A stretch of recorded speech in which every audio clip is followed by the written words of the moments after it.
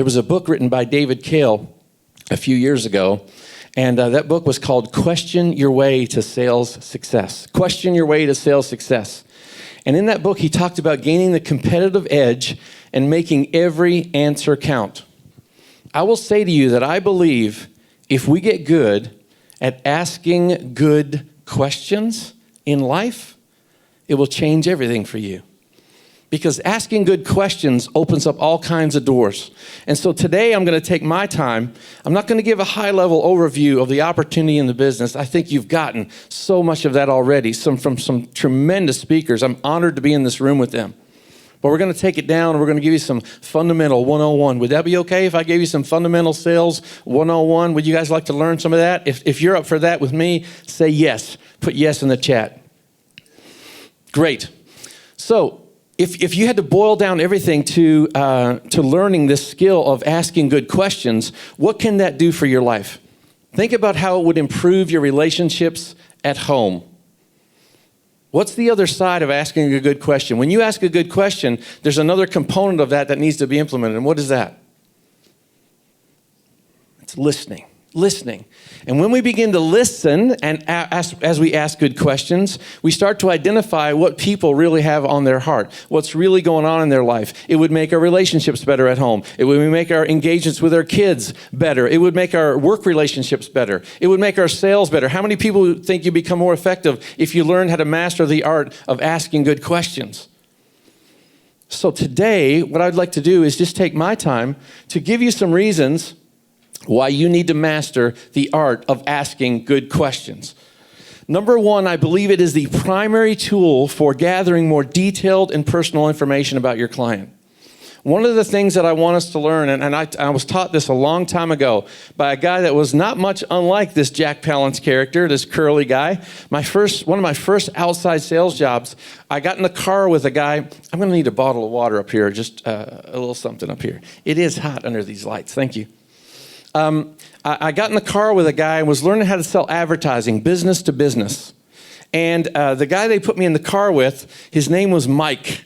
And I got in this car with this dude named Mike, and Mike had a tweed jacket on with leather patches on here, when tweed jackets and leather patches weren't in. They were in and then they went out. Now they're back in again, okay?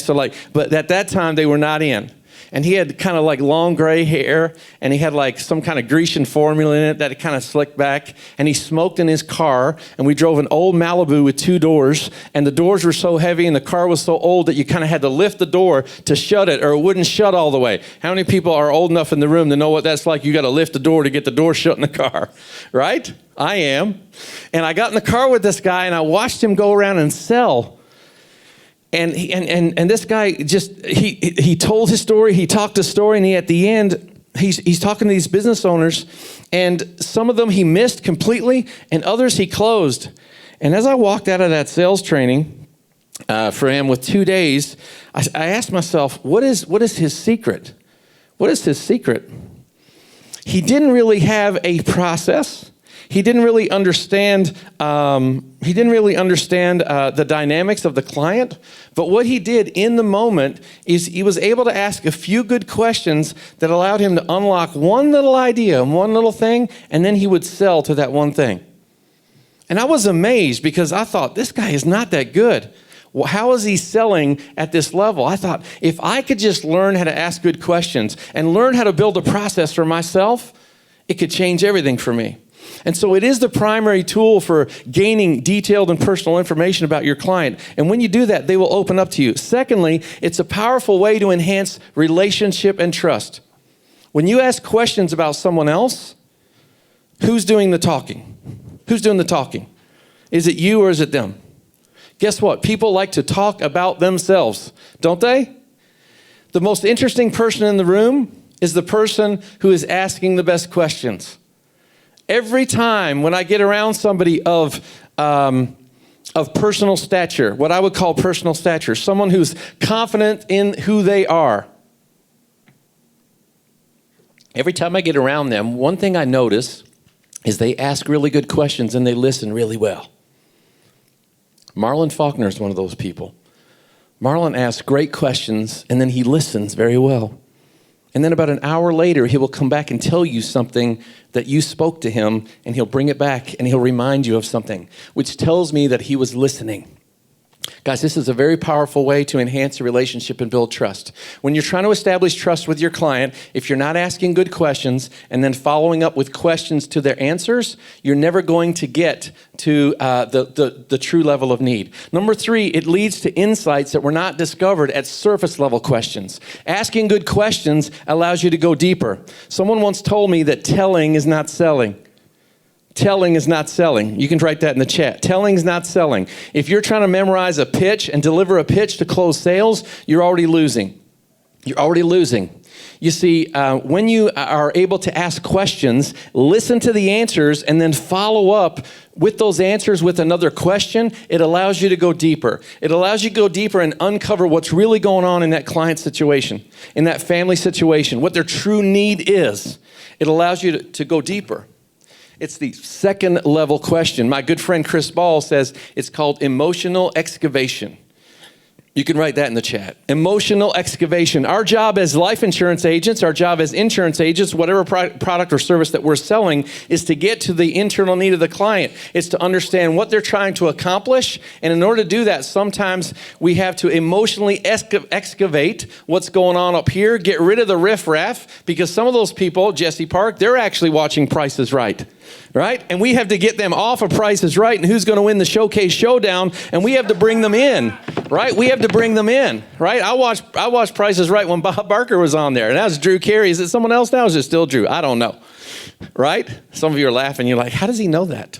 Because my parents used to be those people. They used to watch that. But we have to get their attention off that, and we have to go deeper and find out what it is that they were really thinking about when they filled out that request card. How many of you work some type of leads in your business? Raise your hand if you work some type of leads. Show me hands. Yeah, leads, right? Leads. So if you're working some type of leads, those people filled out a request at some point and said, I want more information on X. And in order to find out what is truly going on in their life, you have to get below that surface, the surface level. What were you thinking about when you filled out this card, Mr. Offert? What were you thinking about? Well, I was just thinking I needed some insurance. Well, great. Well, let me see if we can get you that. How's your health? Right? Bad, right? We're never going to get to it because that's a surface level. We got to go deeper, and we got to find out what's below that surface. Number 4, I would say that the fourth reason why you need to master the art of asking good questions is that they create the perception of competence and confidence with you. The person asking the question is actually controlling the conversation without speaking the most. The person asking the best questions is the person directing and controlling the conversation without speaking the most. I want you to take note of that. Telling is not selling. The person asking the best questions is the person who's controlling and dictating the conversation without speaking the most. If you're speaking the most, you're losing. If your client's speaking the most, you're winning. Because when the client is speaking, you're learning. And it allows you to go deeper with them. And it gives you a perception and it puts you in a position of competence and confidence. And confidence and competence in sales sells. A person will buy from somebody who demonstrates authority. There are 2 primary ways to establish trust with a client. Number 1 is by demonstrating empathy. We do that by asking good questions and following up with deeper questions. The second is by establishing authority. Authority is knowledge in your products and services and in your confidence and ability to help them. And when you ask good questions, it puts you in control of the conversation and they see you as the authority figure. So remember to ask good questions. Number 5, I would say it's the best way to uncover the biggest and most important concerns of your client. The biggest and most important concerns of your client. If people fill out a card, how many of you work in the final expense space? Anybody work in final expenses? Final expense sales? Raise your hand high. Come on, wave them at me if you sold final expense. Wave them at me if you sell mortgage protection. You help people protect their mortgage, right? Wave at me if you do that. Great. Those people filled out a card for a reason. And the basic answer that you're going to get is they were looking for coverage. I was just looking. How many people, right? I was just looking, right? You walk into a retail store, you're going to buy something, the person comes up to help you, and they say, how can I help you, or may I help you? And you say, no, I am just looking. I am just looking. We all say this. It's a lie. It's a smokescreen. It's not true because 10 minutes later, they're actually getting me the size of the jacket that I went in there to look for. And I told them that I didn't need any help a minute ago, but now I'm asking for a size. Right? We all do this. How many of you have done that? Come on, be honest. Right? We've all done this. And we have to get to this most important and biggest need. And I will tell you that there are 3 levels of needs every human being has. 3 levels. 3 levels of needs. You can write these down. As we go through, I want you to put them in the chat. Number 1 is their external need. The external need. Every one of us has an external need, right? If we go to about 1 or 2 o'clock and nobody's eaten since breakfast, guess what starts happening to our bodies? Our bodies start saying, I am hungry. I'm hungry and I have an external need. I'm feeling it and I start to hunt for food. Right? I have to hunt for food. Or if I've got bills to pay on the weekend and I don't have enough money in the bank, right? I need to figure out how I'm going to move things around to pay the bills on the weekend. I have a real need. If I need to go to the store or go to the airport to pick up a friend, I have to have a car to go get them, and the car is empty and I got to put gas in it. That's an external need. It's obvious. But people don't generally buy based on external needs. How many people know that people buy what they want, not always what they need? Right? People buy what they want, not what they need. How many of you have been in a final expense home? They've got a giant 72-inch screen TV. They've got a PlayStation and an Xbox. They got an iPhone 12 or 13, whatever it is now, and they've got a hole in their roof and there's snow coming in the other end, and they haven't fixed it yet, and it's been like that for 2 weeks. Right? It happens. It happens. And you talk to them about their final expense needs, and they say, I can't afford it. That's a lie. It's a lie. It's not true. It's because they've allocated and they prioritize the things that they want over the things that they need. You see, when we go to this second level of need, other than the external, we now move to this second level of need called their internal need. Their internal need. And internal needs, everybody, is based on how things make people feel. How things make people feel. How does this void in my life make me feel that I'm not covering this?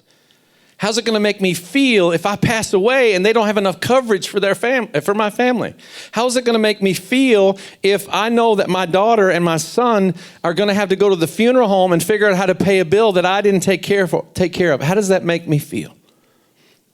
And you see, it is these emotions. How's it going to make me feel if I get impaired from a critical accident? Or I be diagnosed with a life-threatening cancer, and I can no longer go to work, and I cannot now pay the mortgage on the house that we just bought to raise our family in. And now I'm fighting for my life, and my wife now has to take time off to help take care of me, and her income is reduced. How is it going to make me feel to know that I could have done something about it and I didn't? And what position is that putting my family in? And how it makes me feel about that is what moves the needle for people to take action. And if we never go there with people and never ask them those questions, how it makes them feel, we never get to that internal need. Here's a great question. Here's a great question to ask when you're in that series of questions. When someone gives you an answer about how that makes them feel, you can turn around and say to them, tell me why that's important to you. Tell me why that's important to you. Because that opens up so much. It touches them right in the heart, Josh Youngs. It touches them right in the heart. Why is that important to you? It puts them in the seat. It puts them in the spotlight where they're now realizing they have to do something because this is how it makes them feel. And then I would say, lastly, asking good questions is the primary tool for gaining agreement. I got to go back. I told you there was 3 levels. There's external, there's internal, and the last one is philosophical. Am I a good person? Is this the right thing to do or the wrong thing to do? Do good people take care of their families? Yes, they do. This is the right and wrong. So external, internal, philosophical, and we got to get to that internal need. That's where people take action. And I would say the last one is that good questions are the primary tool for gaining agreement with your client. And there's a way to do this by using micro agreements. So, Mr. Youngs, what you've told me is that your family is really important to you, and because your sister didn't have protection in place, they're now having to try to raise money for her funeral, and you don't ever want your family to be in that position. Is that right? Yes, sir. I'm restating something that they've told me in the form of a question. That's called a microagreement. It's a tie down. You're asking a question in the form of a microagreement or a tie down. A tie down can be accomplished by making a positive statement followed by an affirmative response question. Making a positive statement that requires an affirmative response question that allows you to get to that internal need. When you gain these microagreements throughout the sales process, it allows you to connect with the client on an internal level.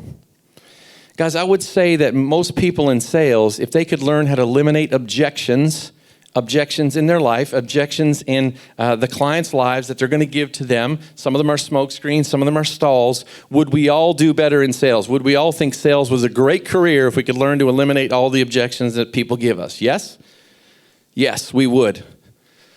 There was a client of mine that I sat with. I was doing training with a young man, and it was in the evening, and we went into this home, and I knocked on the door, and we had a lead card. We had a tentative appointment set up. He said, stop by anytime on Tuesday evening. I took this young man with me, knocked on the door, and the gentleman was sitting on the couch. But he had his back to us. He said, come on in. And so he didn't even turn to look to see who it was. We went on in and sat down. And the entire first 10 or 15 minutes, he was stoic. He would not open up. He was like a can that wouldn't open up. And I was like the can opener. And I was trying to pry him open, just with questions. And guys, sometimes you have to address the elephant in the room. Sometimes you have to address the tough things and be willing to go there with people. And he would not open up. He just says, I just want to know how much this costs. And he was closed and almost like he didn't want us there. He was so frustrated. He just seemed frustrated. And I paused. I put down my materials. I sat down, and I kind of took a different stance. And I leaned over to him, and I said, William, can I ask you a question? He said, sure. I said, you seem really tense. I said, you seem frustrated, and I don't want you to be frustrated with me. We're just here to help. I said, but if it's something that I've done or something that I've said that has frustrated you, please, I want to know that. Because I would feel terrible to leave your house tonight knowing that I didn't serve you because of something that I did that frustrated you. I said, I know you said this was important to you a few minutes ago, but it's almost as if you don't want me to proceed. And I don't want to proceed if you don't want me to. I said, but I know what you said about your family. I know this is important. Can you tell me what's really on your mind, William? And in that moment, he bristled, sat up in his chair, took a deep breath, and he said, my dad passed away 2 years ago. He didn't have any insurance. He said, my sister, who's well off, called us and made sure she took care of the arrangements. And my mom, who's in poor health, it's just me and her and my sister. And then they called, and my sister called and said that they needed $1,500 each from my mom, $1,500 from me, and $1,500 from her to take care of the funeral. He said, it was all the money I had. I put it together, and it was all the money my mom had. He said, we went to that funeral that day, and he said, we got home later that afternoon, and my dad's body was not even cold in the ground. He said, my sister called me back and said she needed the other $1,500 from each of us to pay the balance of the funeral. We didn't know there was going to be a balance. There was no more money. We had no more money. And my sisters laughed at us to think that we didn't know that a funeral was going to cost almost $10,000. And he said, that caused a rift in my family. I haven't spoken to my sister in 2 years. He said, we paid her. She could have handled it. We paid her. He said, my mom, it was just so bad. He said, I never want my 2 kids to ever have to go through that. Ever. And he stopped talking, and I said, William, if we can solve that right here tonight so you never have to worry about that again, would that be okay if I help you do that? And he said, yes, sir. Let's do that. Guys, it sometimes takes you going deeper with that question and asking what you have to do to get to that internal need. Once people reveal that, you are now no longer selling anything. You are now helping them get the thing that they want the most. And it's always tied to something that's emotional, that's on their heart. And you have to get to that.